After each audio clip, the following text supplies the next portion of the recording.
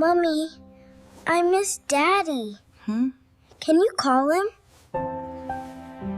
Everyone believed Jimmy was a father who disappeared, even his own children. While the world praised their mother for raising them alone, no one knew the truth hidden behind years of silence and sacrifice. Jimmy left Mavilla not to abandon his family, but to save them. He worked through pain, hunger, and loneliness, sending every coin back home. But the more he gave, the more he was erased. Until one day, at his son's graduation, he heard the words that shattered everything. Our father was never there. What happened next will leave you speechless. Because sometimes the person you think abandoned you was the one who gave up everything for you.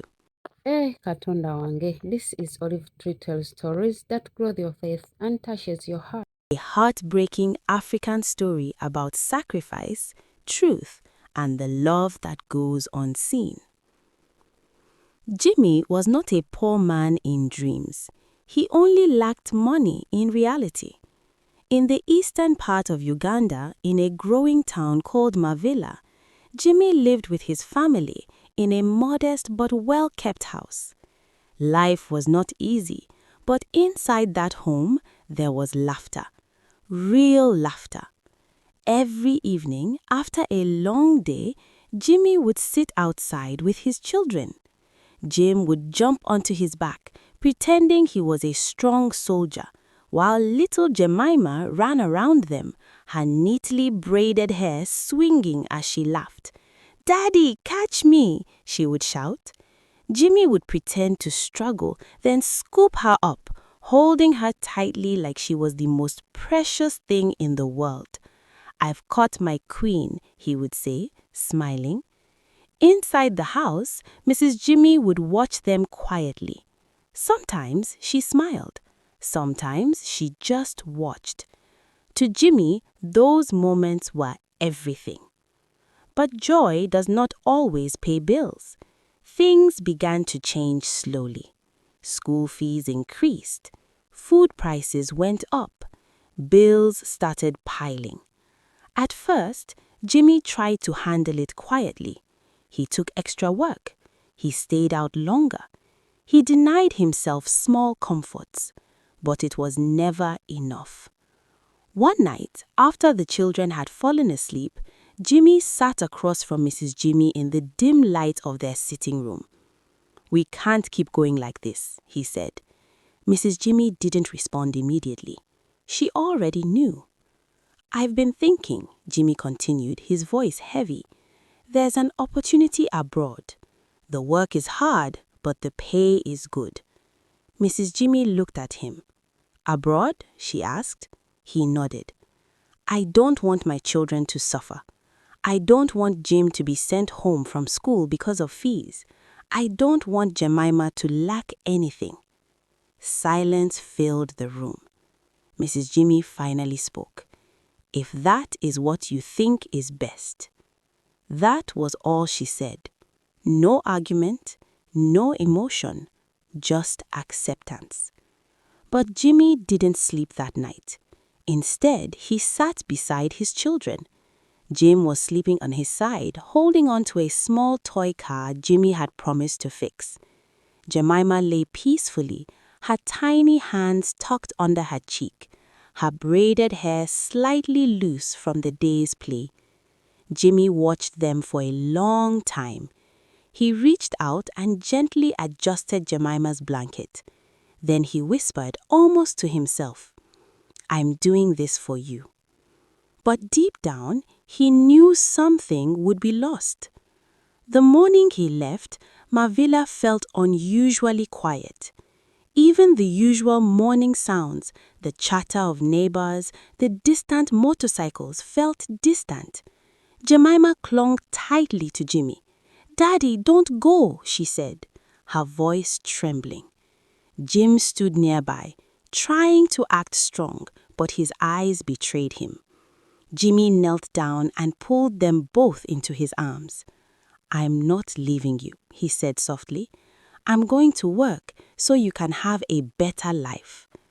"But we want you," Jemima whispered. That sentence pierced him. He swallowed hard and held them tighter. Mrs. Jimmy stood by the doorway watching. "Take care of them," Jimmy said as he stood. "I will," she replied, calmly. No tears, no hesitation. Jimmy picked up his bag and walked away. He didn't turn back, because if he did, he might not leave.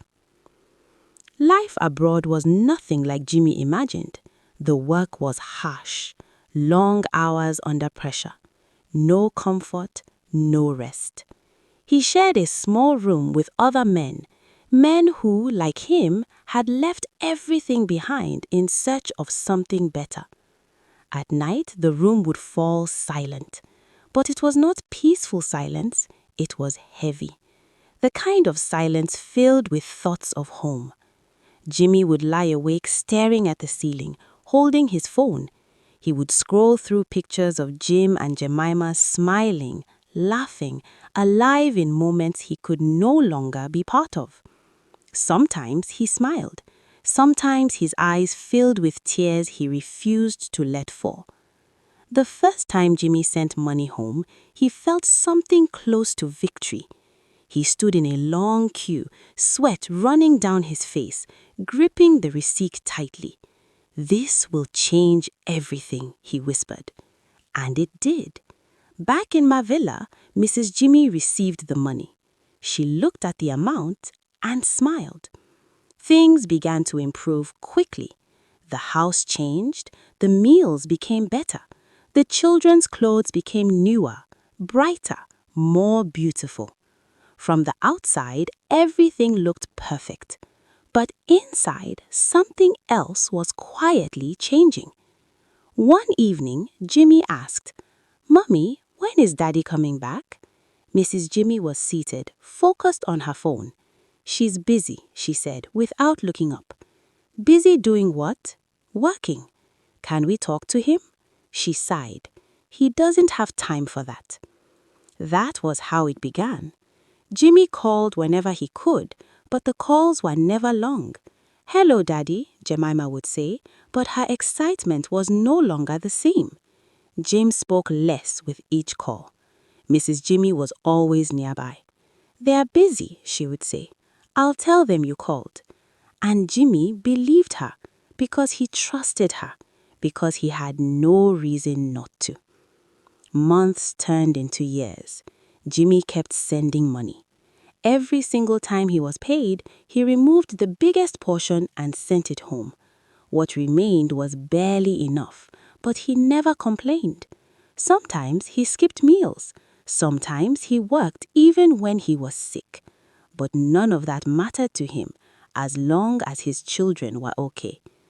One cold night, after a long shift, Jimmy sat alone outside his building. His body ached, his hands were rough, his eyes were tired, but his mind was in Mavilla.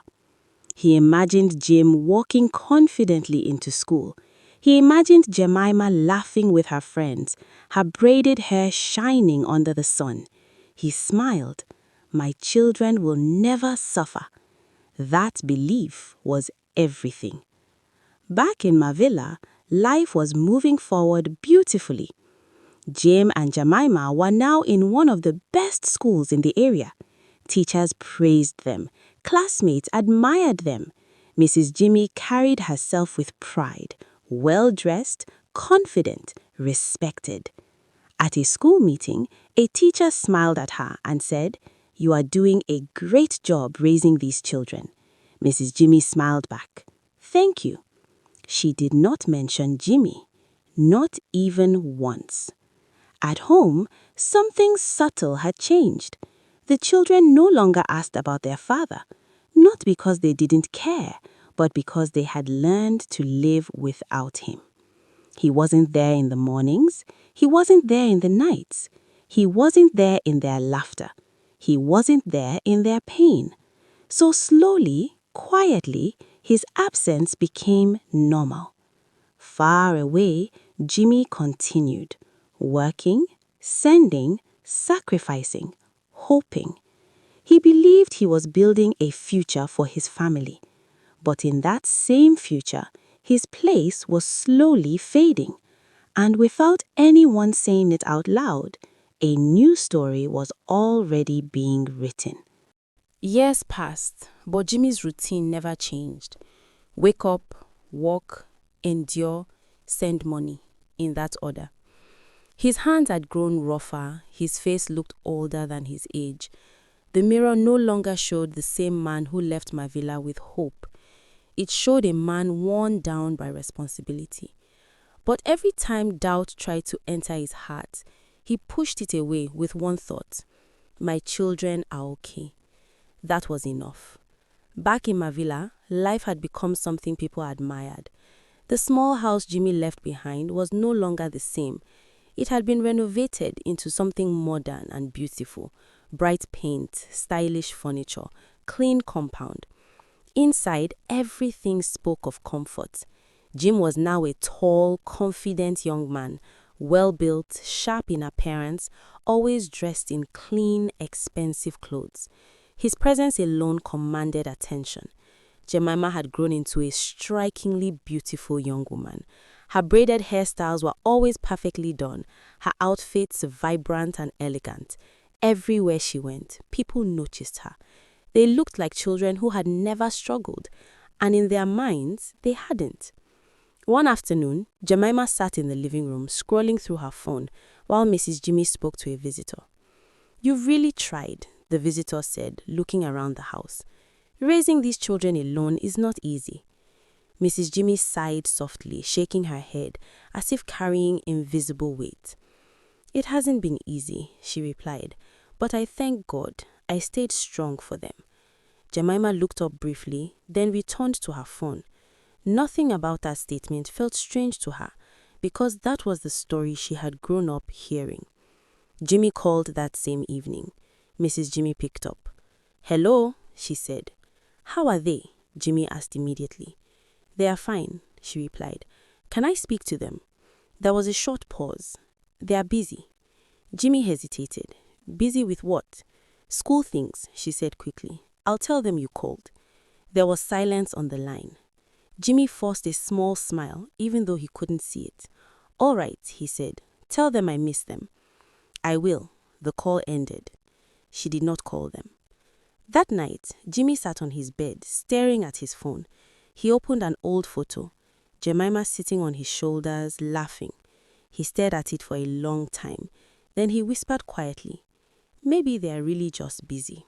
But even he didn't fully believe it. Weeks later, something happened. Jim fell sick. It was serious enough to require hospital admission.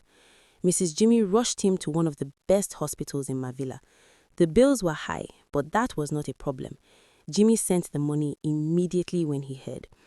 Every coin needed, he provided. From far away, he kept calling. "How is he now? Has the fever gone down? Did the doctor say anything serious?" Mrs. Jimmy answered briefly each time. "He's fine. He's improving. Don't worry." And Jimmy believed her. A few days later, Jim recovered. Friends and relatives visited the house. "You are such a strong mother," one woman said, "handling everything alone." Mrs. Jimmy nodded humbly. "It's God," she said. Jim sat there, listening. No one mentioned his father. Not even him. Life continued. Jimmy kept sending money. School fees paid, clothes bought, lifestyle maintained. Everything they had came from him. But his name stayed absent. At school, Jemima became popular. She carried herself with confidence, always surrounded by friends. One day, during a discussion in class, a teacher asked, "Who is your role model?" Students gave different answers. When it was Jemima's turn, she smiled proudly. "My mother," she said. "She has been both a mother and a father to us." The class clapped. The teacher smiled. "That's beautiful," she said. Jemima felt proud. She meant every word. Far away, Jimmy was working overtime that same day. He had skipped lunch to save money. His body was weak, but he pushed through, because somewhere in his mind, he imagined moments like that. My children are doing well, he told himself. That belief gave him strength, even when his body was breaking. Time moved forward quickly. Jim and Jemima were now preparing for one of the biggest moments of their lives, graduation. The house in Mavilla was filled with excitement. New clothes were bought, expensive ones. Jemima chose a stunning outfit, her braided wig styled perfectly. Jim picked a sharp suit that made him look even more mature. Mrs. Jimmy was glowing with pride. My children have made it, she said to anyone who would listen. The graduation invitation arrived. It was beautifully designed, carrying importance and celebration. Mrs. Jimmy held it in her hands, smiling. Then she placed it on the table. She did not send it to Jimmy.